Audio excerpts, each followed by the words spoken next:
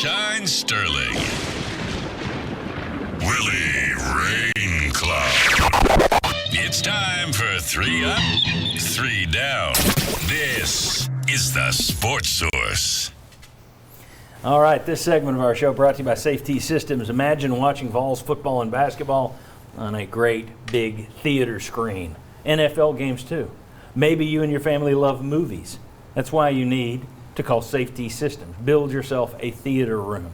See what they can do in your living room.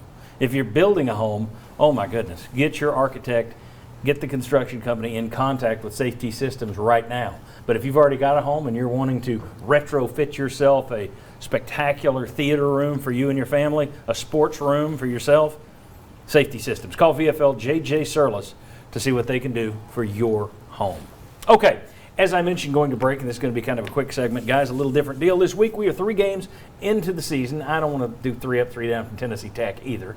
So I'm going to ask the Doves down there to give me the 3 most valuable players or assistant coaches on the team this year. And then I'm going to come back with the Vultures, and I'm going to get them to give me the 3 most disappointing players or coaches so far. Doesn't mean the year's over, obviously. Just means that based on hype, these 3 have disappointed so far. So let's start on the positive. Daniel Sterling, who's your number 1 most valuable player or coach so far? Well, I think you got to start with Coach Eckler, who's over your special teams.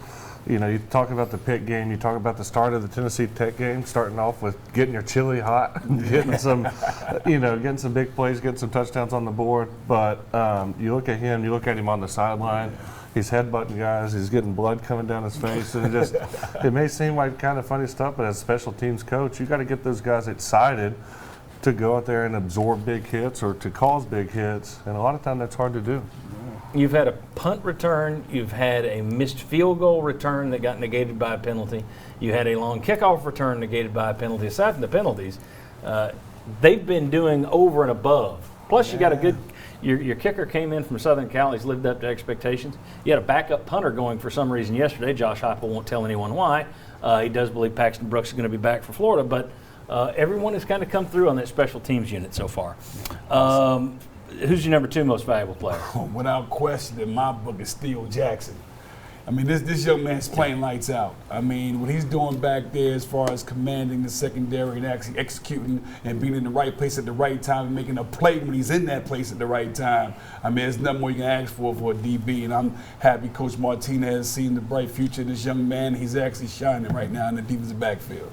He looks like a guy who's enjoying the fact that this system says, there's the ball, attack it. Let's go. As opposed to, what should I do?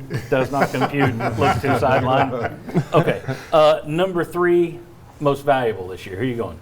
Got to go with the tight end, Jacob Warren. Yeah. And it's been a long time that we've seen a dominating tight end to come in and score touchdowns and to do that type of stuff. And, of course, you played with his dad, Absolutely, too. Yeah. And it's funny. I knew when he was born, and now I'm watching him as a young man, actually produce and with the Power T. And what's incredible, he's open a lot more than he's getting the ball. Princeton Fant had a good start as well, but Warren had the 2 touchdowns, where Fant doesn't have one yet, although he's been open for 1 or 2. But tight ends in general. But there you go. That's your most valuable guys. Mike Eckler, special teams coach, Theo Jackson, then Jacob Warren. All right, Vultures. Who are your 3, based on the hype that was coming into the season, who are your 3 most disappointing? Oh, we got it easy. You got it easy. All right, who you going? Yeah, we got Jalen Hyatt. I mean, he's got the drops. He's been open.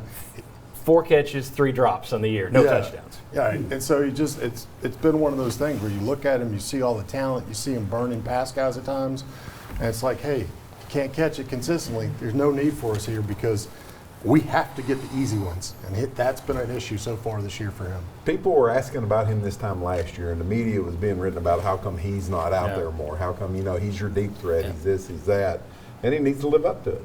Who's your number 2 disappointing? I'm going to go with Joe Milton. All offseason, as soon as he came to Tennessee from Michigan, I think the assumption with a lot of people was that's the guy. And then you read stories about he's got every tool, and he's got this, and he's got that, and so far he hadn't played up to it. So far he has looked like the guy that got sat down at Michigan and then transferred. We tried to Warren, you and I talked in the summer because I was worried that I was being too negative in trying to say he lost the job at Michigan. I kept saying that. You kept saying that. I know you said that. And it's like people then the blame went to Jim Harbaugh. Right. It was Harbaugh's bad offense. Well, this guy has to improve. That's no question about it. It isn't Jim Harbaugh. He needs to improve in Knoxville. Yeah, and not just be a practice player, because every week we hear he hit all the deep balls. Broadcasters, Heupel, they all say it. Yeah. All right, who's your number 3 down? Very quickly. DeJuan Mitchell from Texas, transfer. Hey, when you have a middle linebacker that has maybe 1 tackle in a game or has 0, can't remember. 7 on the year. He's played in 2 games of the 3. Yeah. Yeah, I mean, that's just not good enough. I mean, you're out there enough to be making more tackles, so that's a little bit of a miss there that the hype is not showing up. Okay. I ding Toa because he made a lot of tackles downfield. Okay, he was making, you're not even getting the 5 and 6 yard gain tackles. All right, so the downs then are Jalen Hyatt, Joe Milton, and Juwan Mitchell so far. Still 9 games to turn that around. I'll All start right. with the J. That's right. You with the J Crew. All right, J Crew. Next, let's talk about Tennessee's trip to Florida. Let's get into Vols versus Gators. We'll show you some statistical comparisons between the offenses, the defenses, but we'll just basically turn it loose and let everybody chat about the Gators. Going back on the Sports Source.